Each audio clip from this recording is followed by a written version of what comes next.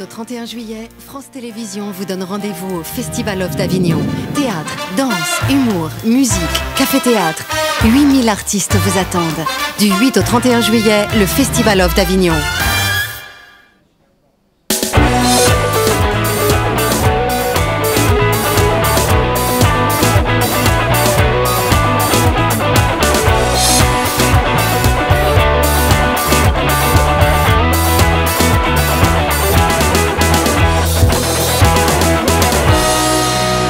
Bonjour à tous, bienvenue en direct du village du Festival Off d'Avignon, 1 rue des Écoles en Avignon pour cette émission en direct du Off avec notre invité ce soir, Laure Favre-Cannes. Bonsoir Laure. Bonsoir. Vous êtes pianiste, vous proposerez à partir de demain après-midi un spectacle au Grand Théâtre, la salle des fêtes de Montfavet, spectacle qui nous retracera la correspondance de Chopin. Charles Berling a accepté de prêter sa voix à ce spectacle que vous accompagnez au piano.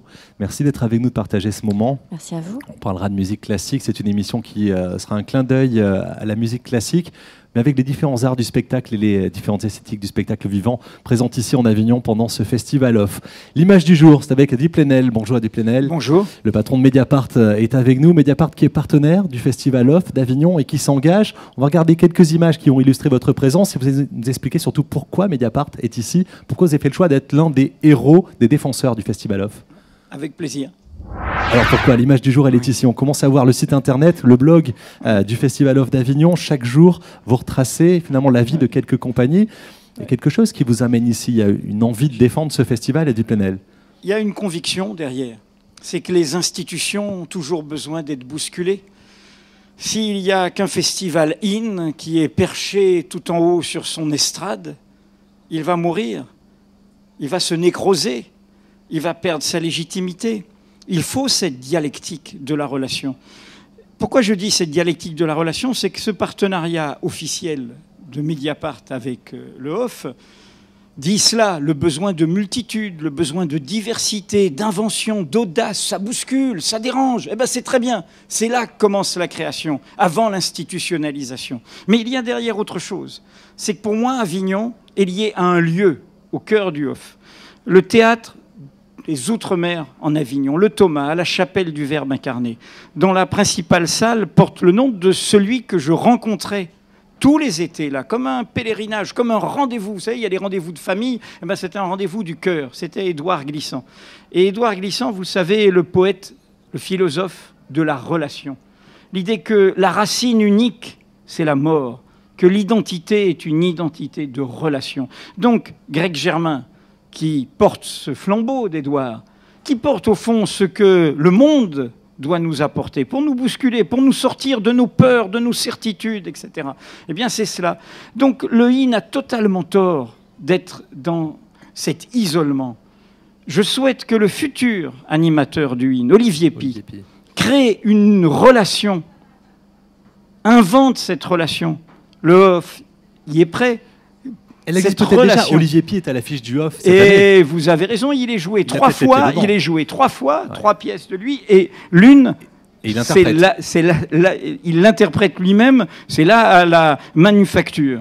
Donc, il a fait ce choix symbolique. 1 an avant d'être dans l'institution, il est là, dans le Off. Et donc, il faut inventer cette relation. C'était ça qu'aurait fait Jean Vilar. C'est-à-dire que d'où c'est venu Avignon? C'est pas venu d'une institution tout en haut. C'est venu de ceux qui défendaient. Il était venu de Sète, Villars. Il était venu d'une ville qui est faite d'immigration. Vous savez ce que c'est, Sète? C'est Naples, c'est l'Italie, c'est les ports, c'est le vent du monde. Eh bien, c'est cela. Eh bien, pour moi, quand on voit ce désordre des affiches du Off, eh bien, on a ce mouvement, on a ce vent. Eh bien, il y a du moyen, il y a du moins bien, il y a du génial. Eh bien, il faut tout cela. Autrement, c'est la nécrose, c'est l'institution, c'est ces gens-là, hein, un peu collés-montés, qui vont se retrouver entre eux. Eh bien non, il faut bousculer tout cela. Pourquoi Avignon est le décor idéal pour le Festival Off? Pourquoi cette ville, sa situation? Non, je pense parce que c'est le lieu où Vilar a ancré. Le lieu n'existe pas sans Vilar et sans le choix du théâtre populaire, sans l'idée que le théâtre, c'est une relation, justement avec un public. Il faut rappeler que Villars menait une bataille aussi sur l'accès, sur le prix, sur la façon dont le public pouvait être là. Et aujourd'hui, on peut revisiter les contestations qu'a même subi Villars en 68 dans leur injustice, était en même temps un hommage à Villars. On voulait plus que ce que Villars défendait. Donc voilà, moi, mon soutien au off, notre engagement Mediapart. Nous sommes un journal participatif. Nous sommes des journalistes qui sont descendus de l'estrade. Nous savons que le public est au même niveau que nous maintenant. Il peut nous contester, nous discuter. Vous savez, sous le blog formidable qui est tenu sur le off, on peut commenter. On peut critiquer, c'est ouvert, on peut discuter. Eh bien, c'est cela. Voilà, donc je crois qu'aujourd'hui, c'est cela qu'il faut créer. Il faut faire de Avignon un lieu qui ne dure pas de manière serrée, comme au fond la ville du théâtre en France. Il faudrait presque un festival de résidence toute l'année. Je crois que c'est un des projets secrets de Greg Germain. Ce serait formidable. C'est-à-dire que ce soit le lieu où le théâtre soit en résidence en France. Merci Edith Plenel de venir nous parler de votre engagement, de votre soutien au Festival Off d'Avignon. C'est une piste, c'est une très belle idée que porte Greg Germain d'étendre ce festival encore. Je vais vous présenter Laure Favre-Kahn, vous présentez tous les deux. Vous restez avec nous, Edith, un tout petit peu? Oui, bien sûr, je suis là. Hein, donc, sauf si j'encombre, mais tout va bien. Vous êtes très bien. Laure est une immense pianiste qui a choisi de venir dans le Festival Off. On parlait de diversité, vous l'avez évoqué, Edith Plenel. Là, on est en pleine diversité, un festival de théâtre. On y a de la danse, du cirque, on a de la musique aussi avec vous. Pourquoi l'idée de venir, mis à part que vous êtes avignonnaise, pourquoi l'idée de venir dans le off, jouer dans le off ce spectacle? En fait, ça s'est fait de manière très inattendue, comme quoi parfois le hasard et la chance arrivent et il faut savoir la saisir. Et c'est vrai que je n'avais jamais, en tant que pianiste classique, qui en général je me produis en récital ou en concerto. Vous avez plus la chance d'occuper les grandes salles. Je connais bien le festival puisqu'effectivement c'est un peu ma ville, mais je n'avais jamais envisagé de le faire un jour. Donc, et puis par une amie, j'ai rencontré la bonne personne et qui est devenue mon producteur, à qui j'ai parlé de ce projet, qui m'a suivi. Et puis voilà, on est parti sur cette belle aventure il y a peu de temps finalement, donc c'était très très intense depuis 2-3 mois. Vous avez sélectionné dans la correspondance de Chopin des parties, vous avez fait lire par Charles Berling une première fois sur scène.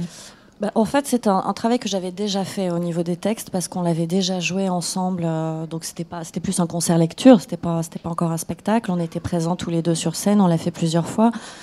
Donc j'avais sélectionné les textes, bien sûr il les avait regardés, approuvés, puis après on a fait le concert, et de là est née l'idée de pouvoir continuer cette aventure et de la proposer le plus souvent possible, en la transformant un petit peu en spectacle où je suis du coup seule en scène. Mais il y a toujours Charles Berling, puisqu'il a enregistré les textes, donc il est en voix off. Et puis, pour combler son absence, justement, il y aura donc de la projection d'images et de vidéos, où il sera également présent virtuellement en vidéo. Comment vous avez fait le choix? Comment vous avez fait votre sélection dans la correspondance de Chopin, qui est très riche? J'ai essayé de montrer vraiment tout ce qui me touche dans cet homme, dans ce compositeur que je connaissais déjà très bien en musique puisque je l'ai beaucoup joué et j'ai appris à le connaître davantage et de manière plus intime en lisant ses lettres. Donc simplement d'aller à l'essentiel sur ces... C'était quelqu'un d'assez fragile, à fleur de peau, et en même temps qui a une grande force et qu'on ressent aussi beaucoup dans sa musique. Donc voilà, la première lettre, il a 8 ans. Et puis jusqu'à la fin de sa vie, avec ses rencontres incroyables, son amour avec George Sand, c'est sa douleur d'avoir quitté la Pologne très tôt, à 20 ans, de ne l'avoir jamais retrouvé. Sa maladie, bien entendu, puisqu'il est mort jeune, à 39 ans. Donc voilà, j'ai essayé de montrer les moments forts, avec ses tourments, avec ses doutes, avec ses angoisses, et puis de faire un lien avec ses compositions. Et j'espère que ça marche. C'est à 14h30 au Grand Théâtre, la salle des fêtes de Montfavet. Chopin Confidence par Laure Favre-Kahn. On va tout au long de cette émission, en lauréat de vie, accueillir plusieurs auteurs, comédiens, artistes qui participent à ce Festival Off. Je vous présente Mohamed Ouaha et Julien Delolme. Bonjour à tous les deux. Bonjour. Vous êtes directeur artistique et danseur d'une compagnie qui propose Ballet de Rust au Roi René à 21h30 chaque soir. On a voulu faire le lien entre la musique classique et d'autres arts tout au long de cette émission. Vous dansez le hip-hop, vous avez posé du hip-hop sur de la musique classique. C'est bien ça dans ce spectacle? Alors c'est exactement ça, vous croyez pas si bien dire, parce qu'on s'est rencontrés justement avec Laure au maquillage, et de là sont nées quelques idées. Donc déjà on va aller la voir, parce que ça a l'air très intéressant ce qu'elle fait. Et elle va venir nous voir. Effectivement, c'est de la danse hip-hop, mais pas que. Il y a de la danse contemporaine, de la danse classique, sur de la musique classique. Donc le premier parti pris de ce spectacle, c'est anachronisme, où on peut se dire justement qu'à la base, on a l'impression que c'est pas deux arts qui sont faits pour aller ensemble, mais finalement ça marche très très bien. On va le vérifier à l'image, vous allez voir, ça fonctionne très très bien. C'est à 21h30 au Roi René en Avignon.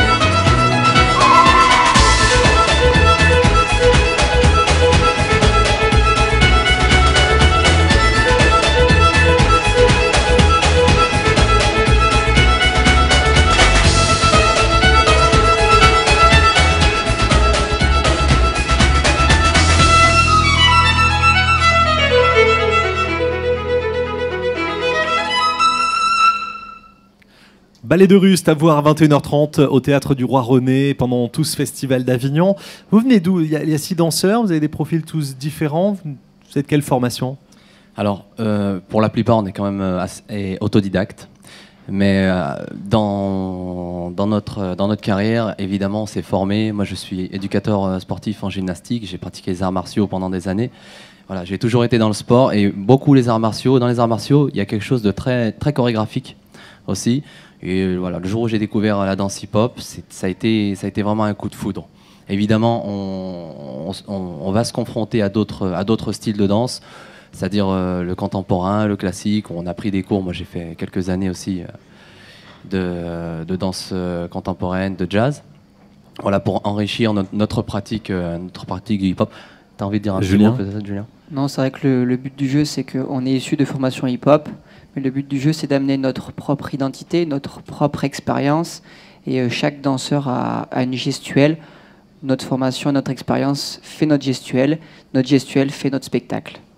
Voilà. On est à la rencontre de différents arts, Edith Plenel, différentes esthétiques du spectacle. C'est formidable, ça illustre vraiment cela. C'est-à-dire que voilà comment la rencontre va se faire là entre Chopin, le hip-hop qui vient des arts martiaux, la rue, l'invention, comment on fait son chemin, comment on trouve...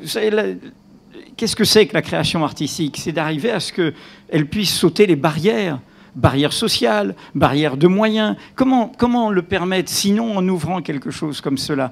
Et y compris sur la liberté d'expression, ça m'a frappé souvent sur des questions très sensibles. C'est dans le off qu'on assume des débats. J'ai souligné la question de l'outre-mer. À propos de Mediapart, Didier Porte, il est dans le off chaque année. Cette année, je préviens à tous ceux qui veulent aller le voir, il est devenu de droite. Allez-y, vous découvrirez c'est ce qu'il dit sur l'affiche dans le spectacle. Ouais. Voilà. Bon, non, mais voilà, c'est aussi... moi, je crois vraiment à cette idée... voilà, il faut sortir de ces chemins balisés. Il faut inventer ces traces, ces roues, etc. Finir d'avoir peur. Ça donne... Arrêtons, moi je dis souvent la dépression dans notre pays, elle est en haut. Dans ceux d'en haut qui ont peur, qui sont crispés et qui nous envoient le bourdon. On écoute ça, on voit tout ça, on voit le off, mais on entend un dynamisme formidable de gens qui se battent, qui créent, qui avancent. Et les saltimbanques ont sauté la banque, il ne faut pas l'oublier, c'est ça l'étymologie de saltimbanque, c'est avoir sauté la banque, être sorti. Mohamed. Alors, faisons sauter la banque, ça c'est un autre programme, mais je ne suis pas contre. C'est pas celle-ci, c'était dans le cirque. Si je peux me permettre, c'est très juste ce que vous dites quand vous parlez de faire sauter les barrières. On a tendance... Elles existent, je ne veux pas les effets. Non, mais elles existent, c'est vrai. Mais par exemple, on nous dit vous êtes chorégraphe hip-hop. Moi, je dis non, je suis pas chorégraphe hip-hop. Certes, je suis danseur hip-hop de formation hip-hop, ça je le revendique, hein, c'est là d'où je viens. Mais après, je fais des spectacles. C'est-à-dire vous êtes artiste, vous êtes créateur, artiste. Vous inventez un chemin. Dans un spectacle, mettons que je vais avoir un coup de foudre pour une danseuse classique ou pour un danseur de claquettes, eh ben, je vais pas hésiter à prendre sa gestuelle et à l'intégrer au spectacle. C'est du spectacle où on retrouve du mime, on retrouve aussi de l'acting, quoi, du jeu. Et voilà, c'est un spectacle. Faut arrêter de mettre les choses dans les cases et de se dire c'est un spectacle non, c'est un spectacle, voilà, tout public. Entièrement d'accord. Et d'ailleurs, en parlant de ça, justement, nous, le but de la création, c'était aussi de cibler, justement, et de proposer à tout le monde, aux enfants, aux plus grands, aux plus âgés. La musique classique parle à certaines personnes, le hip-hop parle à d'autres personnes. Voilà, et le but du jeu, c'est de permettre de faire découvrir la musique classique à ceux qui ne la connaissent pas, le hip-hop à ceux qui le pensent justement dans un côté très ghettoisé, le hip-hop et autres. Voilà, le but du jeu, c'est de casser ces codes-là, les amener sous un autre univers, le nôtre, et voilà. C'est très très large, on nous l'a prouvé, on a eu d'autres exemples. Merci à tous les deux d'être passés par en direct du off et du Plenel. Merci beaucoup. Ouais, Mediapart, partenaire du Festival of d'Avignon. Je sais qu'on vous retrouve demain, lundi, ici dans ce chapiteau. Demain, ici même, on fait un débat sur un enjeu important qui est le droit à l'information, le droit de savoir. Voilà. Mais en les écoutant, je pensais aussi, vous savez, même Molière, ça a commencé comme ça. Il avait son off, Molière. J'ai une petite attache avec une ville qui s'appelle Pézenas. Ouais. Pézenas, on dit Jean-Baptiste Poquelin, c'était son nom de naissance, est né à Paris, Molière est né à Pézenas. Parce que avant de monter à la cour, avant d'être reconnu, c'est ici, dans le sud, qu'il a traîné. Alors il était un peu aidé par le prince de Conti, etc. Mais il a écouté, et il écoutait le peuple, et il bricolait, et il passait avec sa carriole, et il faisait dans la rue. Hein, et c'est le Molière dont on parle, l'institution, la comédie française, le français, Molière. Donc voilà, il faut sortir de cette guerre picrocoline. Et celui qui doit faire le pas, c'est le in. Le off est là, et le off attend que le in bouge. Merci les Plenel, merci beaucoup pour cette intervention. Il y a une offre Mediapart, hein, exact, spéciale Avignon. Ça, oui. J'ai pas compté combien de fois vous avez dit Mediapart. Je sais pas si en régie on a réussi à faire le timing du nombre de fois à prononcer Mediapart. Voilà. Pas trop. Non, vous êtes le bienvenu ici. Merci pour le job que vous faites. Laure Favrecan, vous avez envie de mêler d'autres esthétiques artistiques à votre spectacle ou à d'autres spectacles? Oui, moi je suis convaincue de ça et j'en ai même besoin. Je pense qu'il faut arriver à une certaine maturité pour l'accepter sans culpabilité, sans trop d'hésitation, parce qu'on est quand même vite dans une case ici où on est dans un moule. Même déjà, quand on est musicien classique, on est très vite relié, rattaché à un compositeur. Donc voilà, on aime bien mettre les artistes un peu dans des cases. Et je pense qu'il est nécessaire et même essentiel de s'ouvrir à autre chose, à d'autres rencontres, aussi bien sur le plan humain que sur le plan artistique, et j'y crois beaucoup. Donc cette expérience aujourd'hui, déjà pour moi, c'était une approche de la vidéo, de l'image, du son, de la lumière. C'est beaucoup d'éléments nouveaux pour moi et qui sont extrêmement enrichissants et qui, je l'espère, parallèlement à mon métier de soliste, que je souhaite bien entendu préserver, j'espère que j'aurai la chance de faire de belles rencontres artistiques et de pouvoir mélanger le piano, la musique classique en général avec d'autres formes artistiques. On va continuer à jouer le mélange avec un autre spectacle. Bonsoir Sabrina Guédon. Bonsoir. Vous êtes chargée de production du spectacle Les Rois Vagabonds. C'est un concerto pour 2 clowns qui se joue à 22h30 au Théâtre des Lucioles. Chez vous, on mélange les genres. Ce sont des clowns musiciens. Ils jouent le violon essentiellement. 2 clowns musiciens que l'on retrouve sur scène pour ce concerto. Oui, et puis ils ne sont pas que clowns, ils ne sont pas que musiciens, ils sont aussi équilibristes, acrobates. C'est vraiment un duo complètement fou. On retrouve 2 personnes complètement exceptionnelles qui font plein de choses, qui vous en mettent plein la vue et qui jouent du Vivaldi, du Strauss, etc. Et qui ont une approche. Donc on retrouve donc bien sûr une formidable violoniste et un petit fou, un joli clown qui joue aussi du tuba et de la trompette, et beaucoup d'équilibre. C'est au Luciole à 22h30. Je vous propose de regarder un extrait de ce spectacle.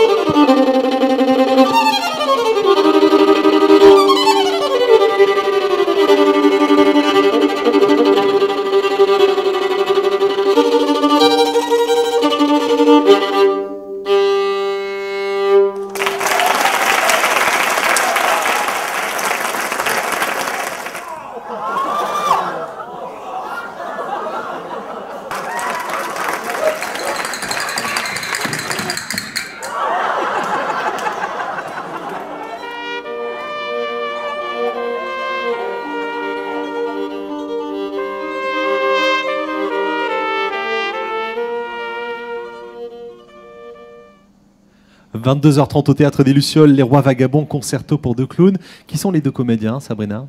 Alors, c'est Moa et Igor qui, en fait, viennent de la rue. C'est pour ça que j'ai beaucoup aimé ce qu'a dit. Tout à fait. Ils viennent de la rue. On les a découverts l'année dernière dans un festival de rue. Ils sont vraiment archi connus en rue. Et ils se demandaient s'ils avaient leur place dans les salles. Et nous, on leur a dit que, bien sûr, ils avaient leur place. Et du coup, on leur a fait faire sauter le pas. Et la meilleure chose pour eux était de commencer au Festival du Off. Merci beaucoup Sabrina, merci pour cette présentation. Merci. En 22h30 au Théâtre des Lucioles, j'accueille la blogueuse du Off qui nous rejoint chaque soir, c'est Savannah Massé. Bonsoir Savannah. Bonsoir David. Avec 2 spectacles que tu es allée voir et dont tu souhaites nous parler. Je vous ai compris, c'est juste en face du village du Off à la Manufacture. Exactement, donc aujourd'hui je me suis immiscée dans 2 univers très forts en signe. Donc tout d'abord avec Je vous ai compris. Donc en fait une pièce hommage à la guerre d'Algérie qui est interprétée par 2 comédiennes. Donc une qui représente le français né en Algérie et l'autre l'algérienne naturalisée française.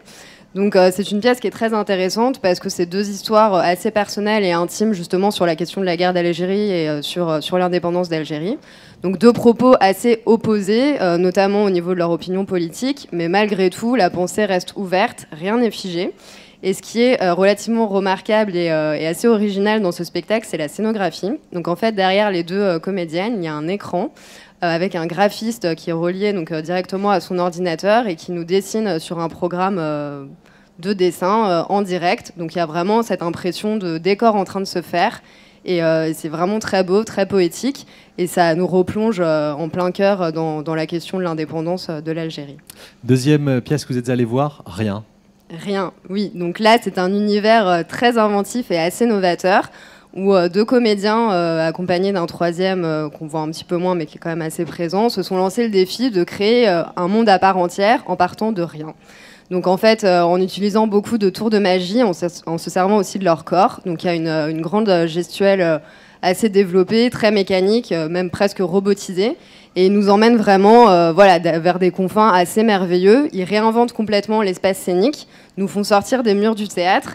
Et c'est vrai que c'est assez impressionnant, il y a une très grande maîtrise. On s'évade complètement et on s'envole vers des confins merveilleux qui nous rappellent un petit peu Tim Burton à certains moments.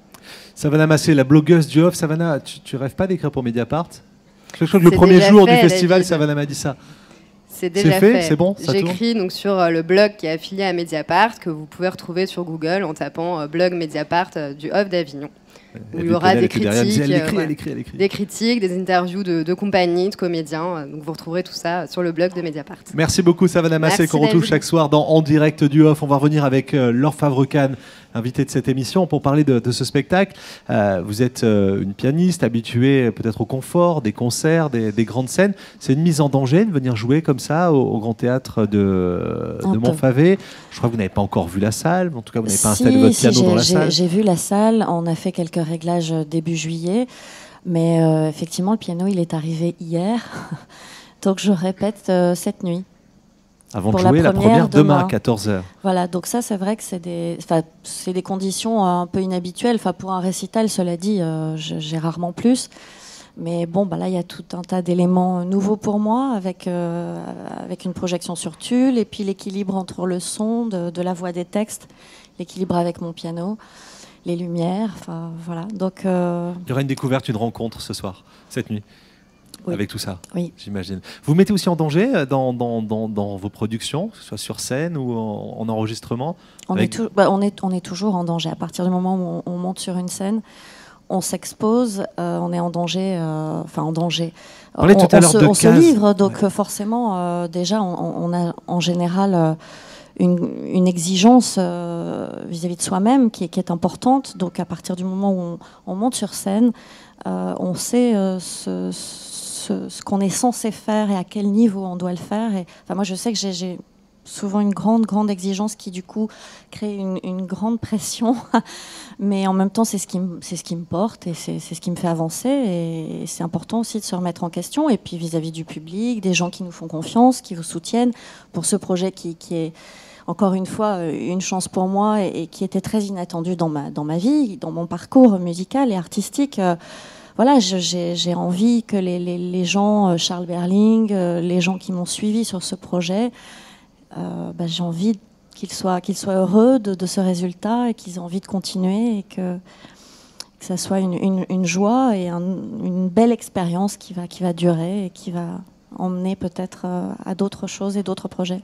Vous avez aussi une vie associative, vous dirigez au moins une association, vous présidez au moins Non, je ne la dirige pas, mais je suis la marraine de cette association qui est dirigée par une femme formidable qui elle a justement un engagement absolument exceptionnel pour une association aux Philippines. Et donc j'y suis allée 2-3 fois et elle protège les enfants des rues et les enfants maltraités. Donc j'essaie avec la musique, des gens, d'emporter de l'énergie vers eux. En tout cas, on essaie régulièrement d'organiser des concerts au profit de l'association. Et puis, je suis allée là-bas aussi pour rencontrer les enfants, le centre qui accueille ces petites filles. Et j'ai joué aussi là-bas. Donc ça, c'était une expérience forte.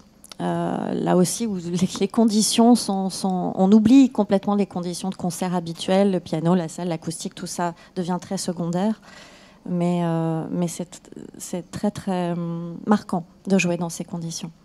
Merci Laure Favre-Cannes. Rendez-vous demain, 14h05, au Grand Théâtre d'Avignon. On accueille Nicolas Joseph. Bonjour Nicolas. Bonjour. Nous allons parler de Léo Ferré. 14 juillet 1993, c'était la disparition de Léo Ferré, il y a 20 ans exactement. Il y a 20 ans, jour pour jour. Ouais. On vous reçoit à l'occasion de ce spectacle que vous donnez à 22h45 au Théâtre des Vents, qui s'appelle Traverse. Comment on remet Léo Ferré sur scène en 2013 ?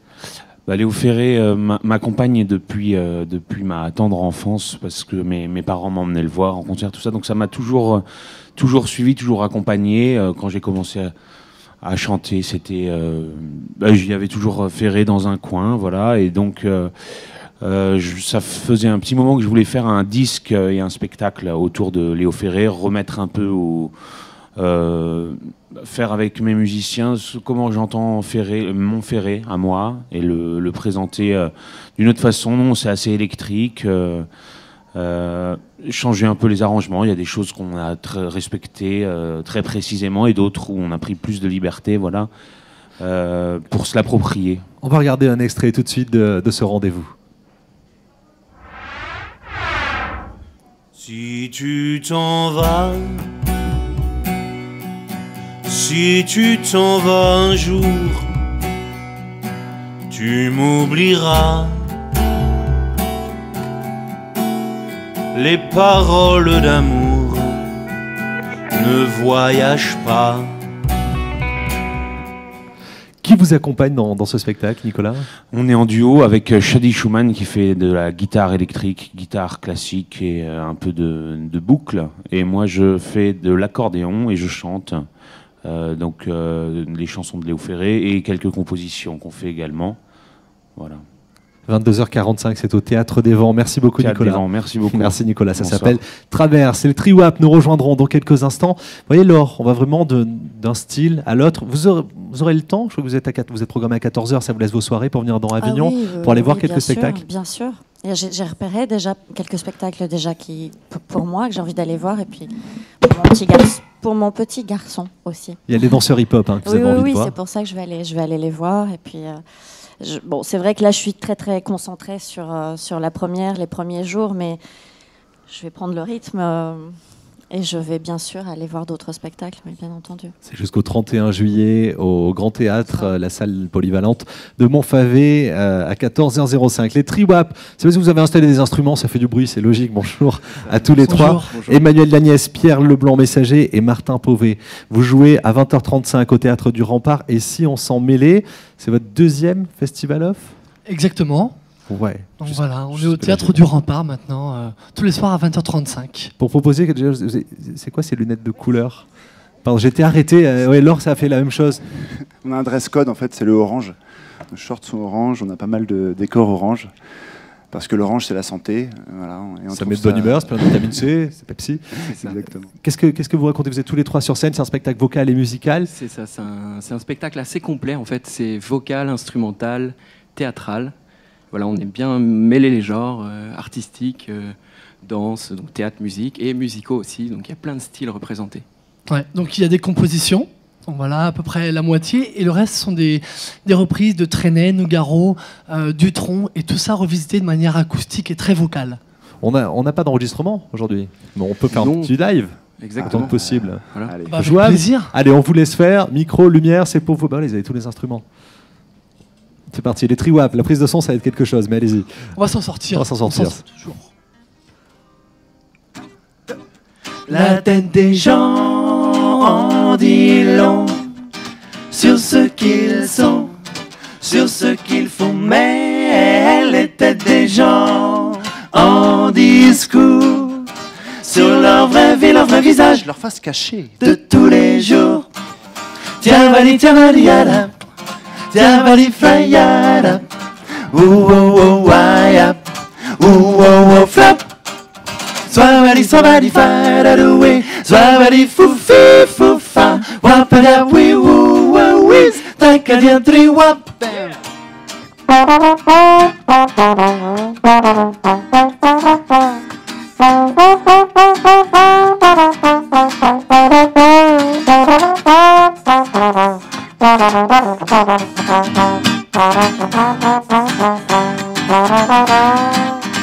Ooh, rap, rap, sweet, sue, swabby, but flew away.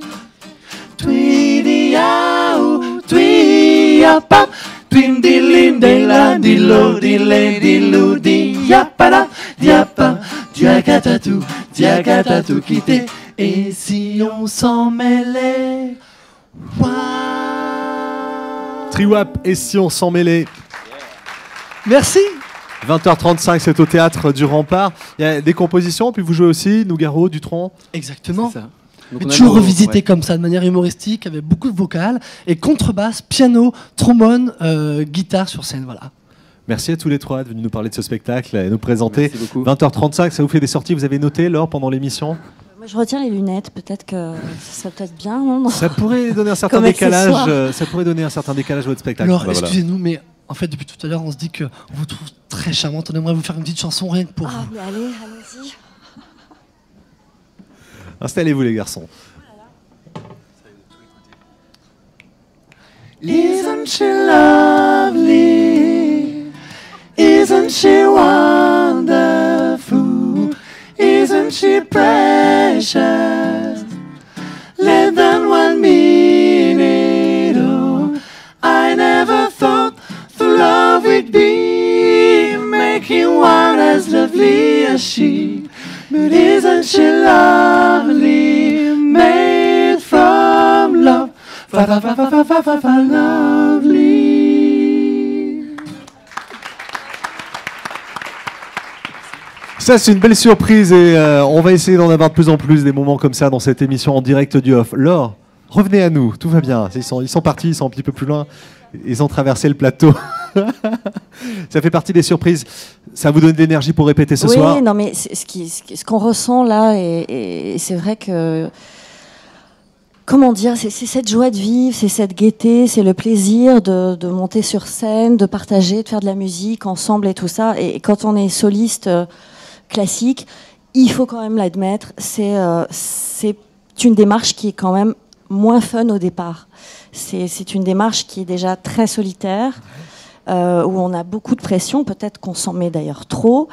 Mais ça fait du bien d'avoir cette justement fraîcheur-là. cette fraîcheur et cette notion de plaisir, en fait. On oublie quand on apprend un instrument, on joue d'un instrument.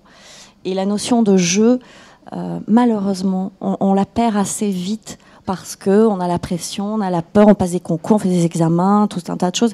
Et c'est une notion, le terme jouer et partager de la musique, il faut parfois s'en souvenir, et j'essaie de me le dire souvent, pour chasser un peu les angoisses et les peurs et juste penser davantage au partage parce que ça se ressent là, clairement. On l'a partagé. Merci beaucoup, Laure Favrecane, Merci à vous. qui était l'invitée de cette 6e édition d'En Direct du Off, que l'on referme ensemble. Je vous donne rendez-vous demain sous le chapiteau du village du Off à partir de 18h15.